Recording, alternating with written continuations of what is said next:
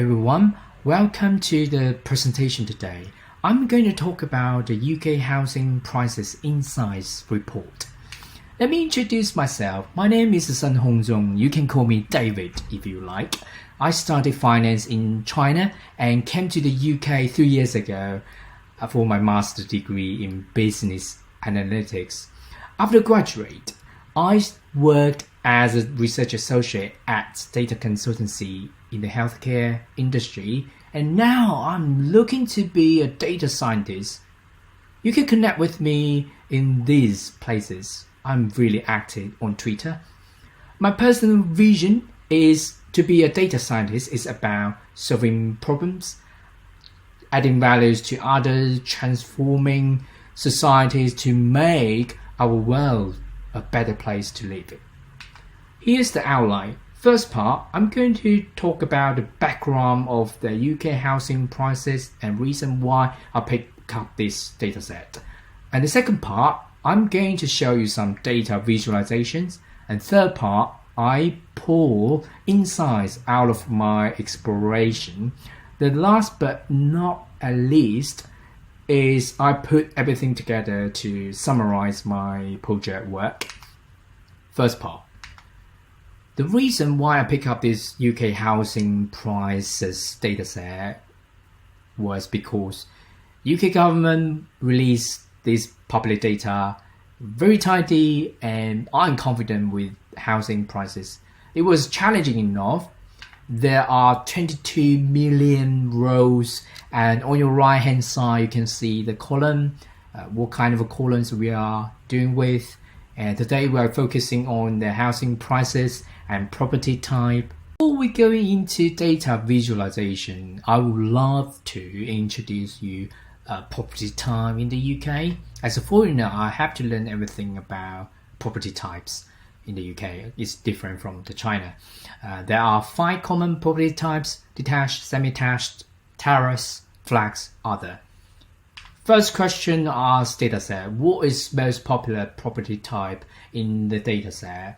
I plotted vertical bar chart and I found out there was 30% out of 20 million house sales from terrace property type.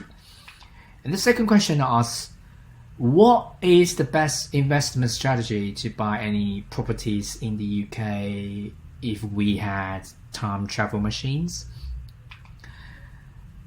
Look at the line chart of the housing prices. Since 1995, the housing prices in the UK went up and reached to the highest point in 2007, followed it by a slight drop in the housing prices. This was affected by the global financial crisis in 2008 as well known. It fell steadily and bottomed out in 2012. Housing prices started to level off after 2013. One of my concerns when it comes to using mean value of housing prices was Michael Jordan fallacy. Michael Jordan fallacy is when you have 10 NBA basketball players, average salary are 200,000 pounds, and then Michael Jordan get into the room, the average value is really high because Michael Jordan earned a lot of money. And when in the context of financial housing prices, some financial access could be very expensive, whereas other could be very cheap. So in conclusion, mean value are not the best example to represent the housing prices, could be leading to the wrong conclusion. That's why I put the median value beside the mean value. Continue to plot monthly sales. Surprisingly, I found out there was a big spike around January 2016.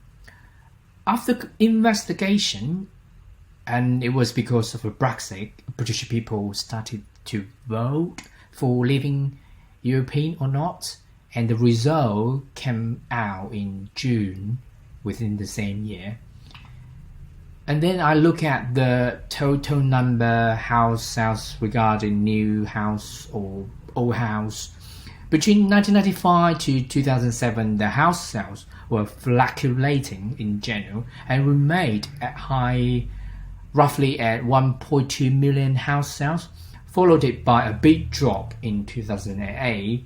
UK housing markets was affected by financial crisis, decreased by 48% in house sales comparing with 2007 and leveled off between 2010 to the 2012. House sales went up since 2013. Oh, if you look at the 2017, this is because the dataset do not provide the dataset doesn't provide whole year of 2017. And then I wanted to see whether there are new houses selling more than old houses or vice versa. And in this bar chart, this is the same as the last one, but in the different format, as I grouped them instead of stacked to compare. And I can draw up a point. Every year there were old houses sales more than new houses sales. And I don't know why. Maybe people like to buy old houses. Third part, insights from dataset. To check if there was the Michael Jordan fallacy, we should focus on maximum and minimum housing prices. I broke down the housing prices into this graph and noticed the minimum housing prices was £1, which is unbelievable. And I started to investigate why.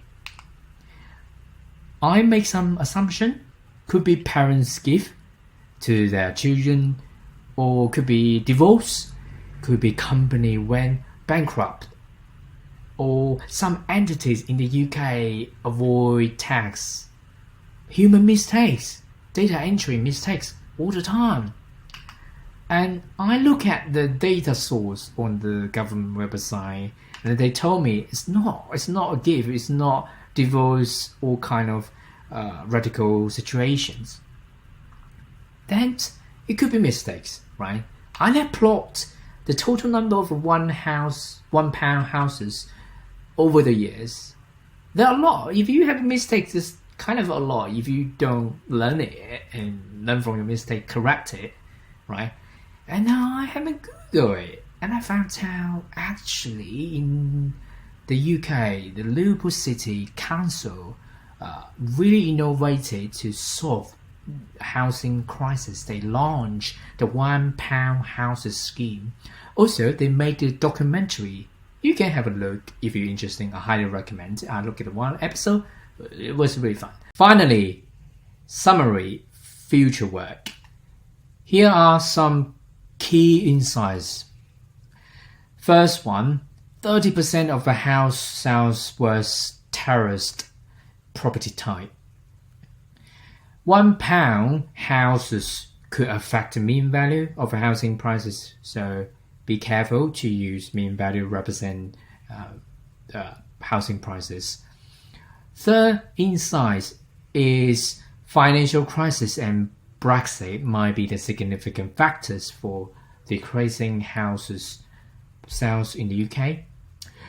Last insight is UK government attempted to save housing crisis by £1 houses scheme is a good idea. Okay, let's talk about the future work for anyone who wants to continue my work. First thing, I will use location data to map out the UK geography heat map. You can see the map and which one region has the most sales.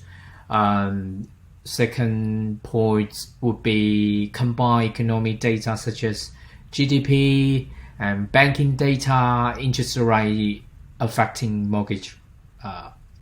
And the last is census data, population growth. You can draw a bigger picture of a housing economy, housing market. And the last point, I would suggest you to narrow down few counties. such as Greater London, Greater Manchester, or other places you are interested in. You would love to draw many conclusions. I would suggest you do that. Okay, thank you for listening to the presentation. I hope you enjoy it, and have a good day, have a good week. Thank you very much. See you next time. Bye.